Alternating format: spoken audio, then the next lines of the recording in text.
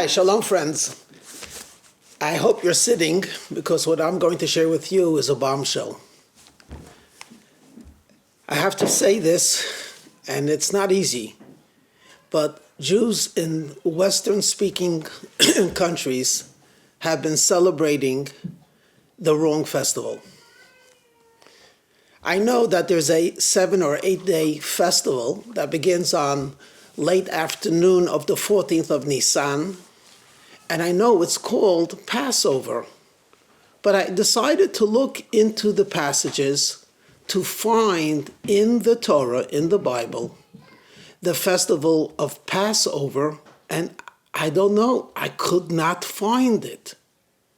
I couldn't find the word that I am giving you a festival of Passover. Now, the closest thing I found was in Exodus chapter 12, the verses that describe the Exodus and the miracles that took place in this so-called holiday called Passover. And I'm looking in verse 23, and God will pass through to strike the Egyptians. He will see the blood on the doorposts, and then God will skip over the entrances of these houses. Ufasach Hashem al ha-Pesach. I found it, the word Pesach. But the word Pesach does not mean Passover. So I did some research, and I saw some older translations translate the word Ufasach Hashem al ha-Pesach, and God will pass over the door. I do not know where these translations came from. In Aramaic, Upasach means, and God showed compassion over the houses of the Jews. Rashi gives another interpretation, Upasach Hashem or Pesach Hashem. Hashem jumped over the houses. But I cannot find the word pass over the houses. And I believe it's actually a mixture when it says that God will pass through the land of Egypt. When he sees the house, he will jump over it, and they just somehow continued the word Passover. So in my understanding, there is no festival that has the proper name called Passover. Now, you might say to yourself, with everything that's going on in this world, why is this rabbi hung up that the word Pesach is being translated incorrectly? So what? Well, it's a major difference. Are we celebrating the holiday or not? I mean, if we talk about the word Pesach meaning jumping, leaping, skipping, what they all have in common is you're in the air. You're not rooted to the ground. You're not attracted to the material. The laws of gravity are not being operative, at least in this couple of seconds. And that is why you could take a stride, but a good jump will bring you further, precisely because you're not being limited or rooted. Now, there is something to be rooted. When you're standing firmly on the ground, it's not likely you're going to trip. Why? You got 2 feet on the ground, and you have a really good support. On the other hand, you ain't going anywhere. And then we do something which is challenging. We walk. Why is walking challenging? Because now you can't have 2 feet on the ground on the same time. You only have 1 foot on the ground, which basically means your balance is somewhat shaky. It is easier to trip and fall, but yet you could travel, you could do things, you could go places, you could accomplish. And then we have jumping. Both feet are off the ground. And now you could go even further. For many of us, we can't jump that far and too long because ultimately we are physical and we are attracted to the physical, which we call gravity. The earth pulls us down.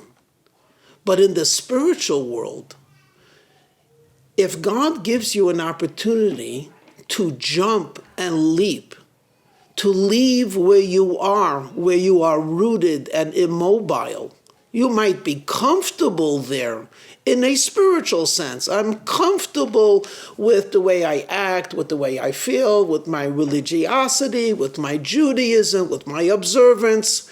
And between man and man, I'm a nice guy, I'm a nice gal, I'm okay. Yeah, you are rooted, but you're not moving. You're not growing. And there's infinite worlds that you will never meet. But then God gives us an opportunity, and he says, some 3,300 years ago, there was a time when you were immersed in materialism, in a land of Egypt, a land of boundaries. And what I did was, I jumped over the houses to protect you.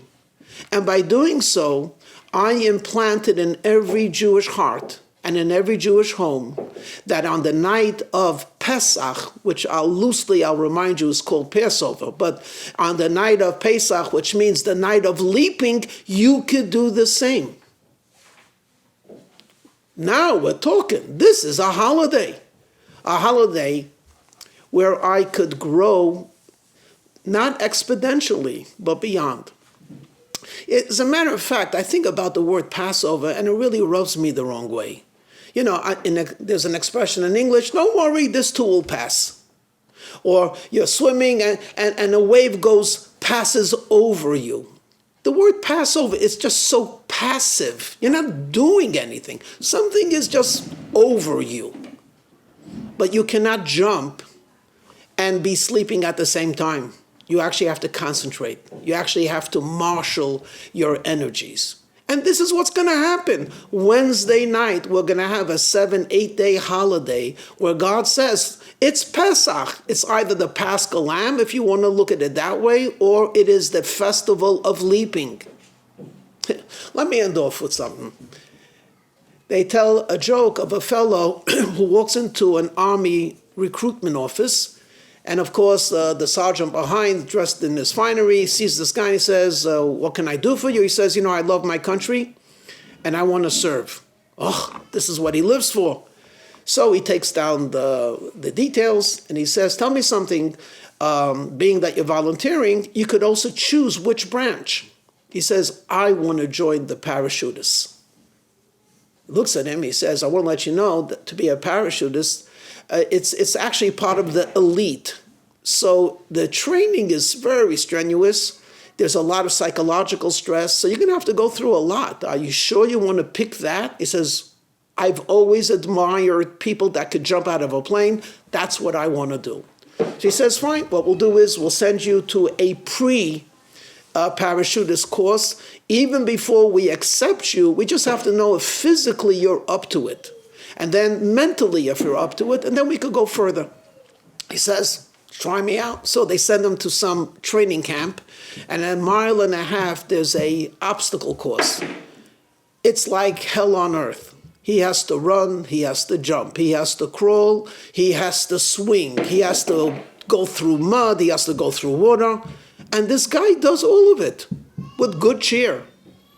At the end of the obstacle course, there's a ladder, 3 stories high. And then when you get to the top, you have to jump off this height to be caught by a net.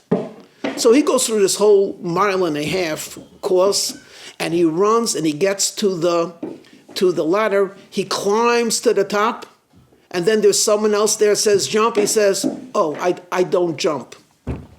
Looks at him, what do you mean you don't jump? He says, I'm actually scared of heights. You're scared of heights? What are you doing in this branch? Why did you choose being a parachutist? He says, I love those people that jump. I admire them. But I don't jump. Okay, friends, there are jumpers and those that love the jumpers. There are those that admire the athlete, but will never be athletic. There are those that are always amazed at how industrious people are, but they love them, but they're lazy. There are those that admire the religious. They love the religious. In fact, they'll even come to the synagogue with the religious, but that's not me. Friends, there are 2 things. You could love, admire, or you could do and practice. Some people love the holiday of Passover, so they love Passover, but they don't do Passover because the way they start and the way they end and during the 7 days is absolutely no change. Not mentally, not physically, not morally. There's no change. And then there are those that not only admire Passover, but they do Passover. They jump, they leap. I'm speaking to you because I'm speaking to myself out loud. We have a very special, exquisite holiday coming up. It's the oldest holiday that the Jewish people have ever celebrated because it precedes even the giving of the Torah. This is something that has tied us to one another, that Seder, that night, that 7-day period of eating matzah. But just don't do Passover, please. Do leap over. Do skip over. Do jump over. Allow yourself to soar. Challenge yourself. Whatever were good, there's always that little bit more we could do, and that's the difference between an ordinary person who plays and an athlete. Be an athlete. Be a spiritual gymnast. Be great. Have a wonderful and a happy leap over holiday.